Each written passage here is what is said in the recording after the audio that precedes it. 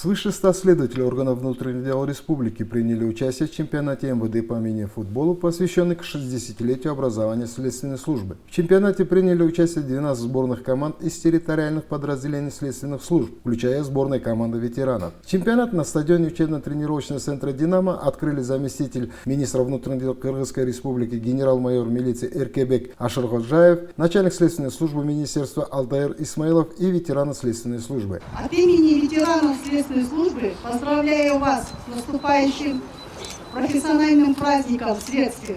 Турнир проходил по стандартным правилам мини-футбола. Команды разделили на две подгруппы, играли по круговой системе за выход в полуфиналы. В борьбе за третье место команда следователей УВД Таласской области в упорной борьбе победили коллег из Ошской области. В финале же сошлись команды следователей УВД из Исыкульской и Джалабадской областей. Накал страстей на поле возрос с первых же минут финальной игры. К концу первого тайма следователи УВД Джалабадской области вели со счетом 2-0. Однако во втором тайме игра команды УВД Исыкульской области преобразовалась. Они смогли совершить удивительный камбэк. Забив 3 безответных мяча во втором тайме, они вырвали победу и стали победителями чемпионата. Заместитель министра внутренних дел Кыргызской республики генерал-майор милиции Эркебек Ашырходжаев вручил победителям и призерам чемпионата кубки и денежные призы.